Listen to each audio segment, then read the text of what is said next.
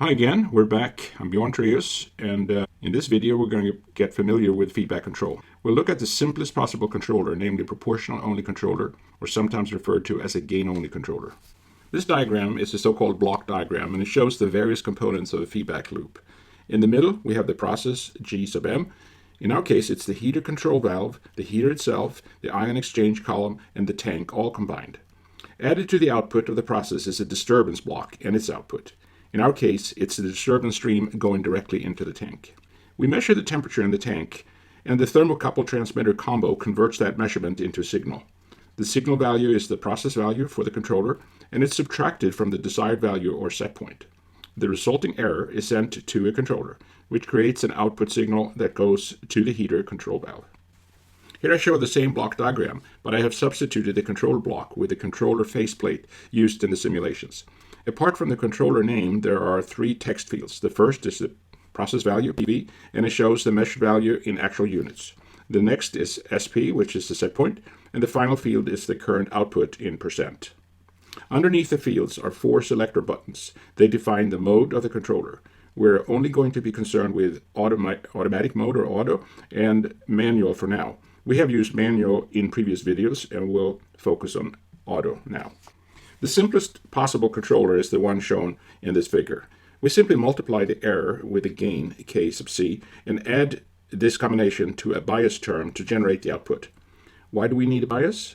Well, it's pretty simple. The heater valve needs the signal to be active. If the tank temperature were 50 degrees and the set point were also 50 degrees, the error would be 0. And without the bias term, the controller output would be 0. The heater valve would close and the tank temperature would drop below its set point. In fact, when switching a controller from manual to automatic, the current output in manual mode becomes the bias term after switching to automatic. So what is the basic control idea? What we'd like to do is to create an output signal from the error such that the process output becomes a mirror image of the disturbance and therefore cancels. Subtraction of the signal from the set point already gets us on the right track. We just need to pick a value for the controller gain, Kc. In the simulation that follows, we will try the inverse of the process gain as a logical first guess. I'm going to have a set point of 50 degrees for the tank temperature controller. The level is going to be at 50%, and the dead time is going to be at 0.1 hours. So let me introduce the whole sequence of different controller gains by doing an open loop test, and I can do that in automatic mode if I set the controller gain to 0. So it's set to 0, and now I'm going to turn on the disturbance, and I have that at 30 degrees amplitude and 0.5 periods per hour.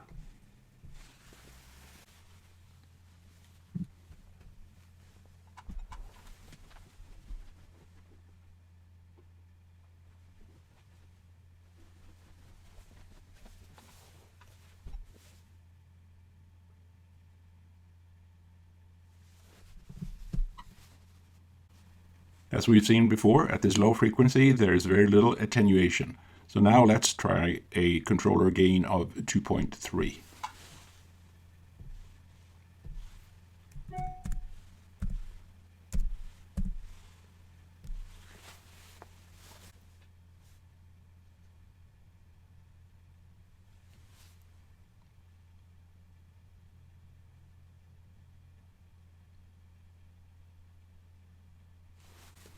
The output from the heater is TT3, and the output from the ion exchange column going into the tank is TT4.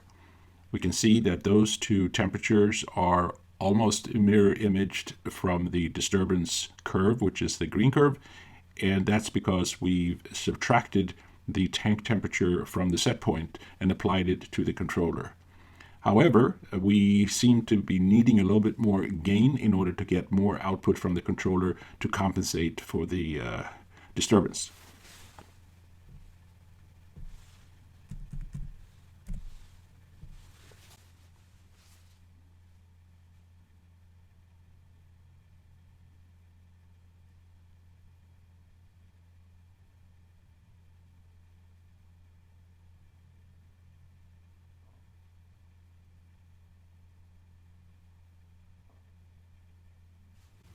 So gain of 5 clearly improved the situation, and we get better attenuation. Let's try something even higher, like 7.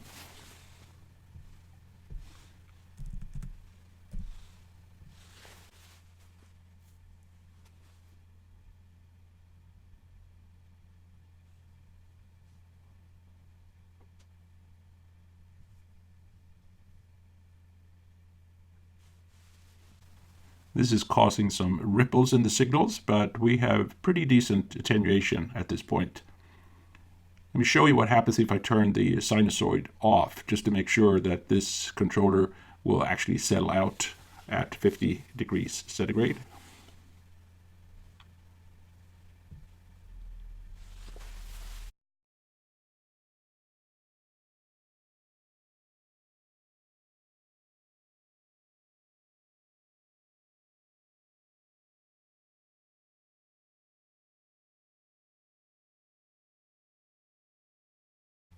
The controller definitely provided some wiggles in the process, but after those had died out, it's back at 50 degrees. So let me turn the sinusoid on again.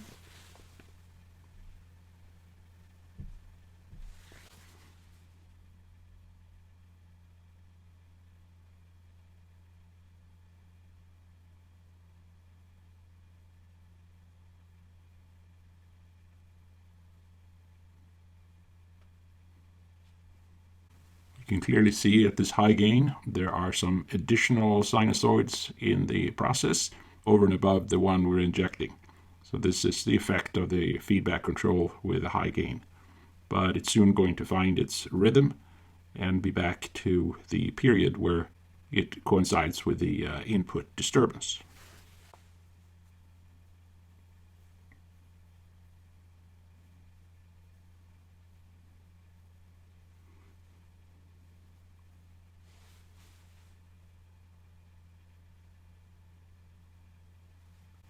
Okay, we're back at the disturbance period or frequency, and I'm now going to raise the gain one more notch to 8.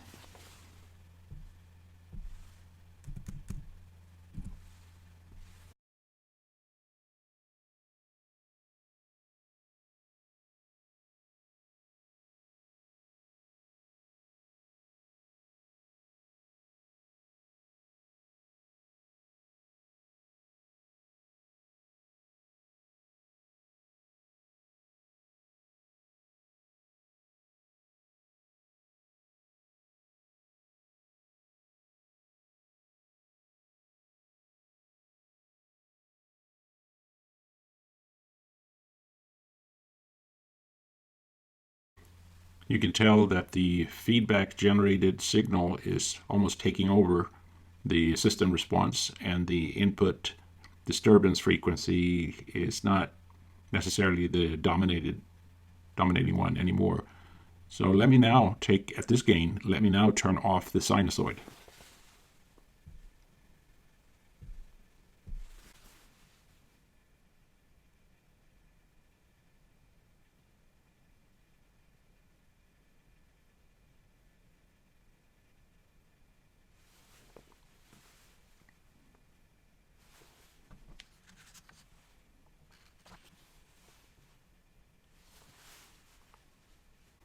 So look at that. The loop is oscillating all by itself, no disturbance signal, and it has a frequency that's quite different than the disturbance signal. We get 1, 2, basically 2.5 periods per hour, and the attenuation is not quite there because the tank temperature is swinging around at an unsettled value.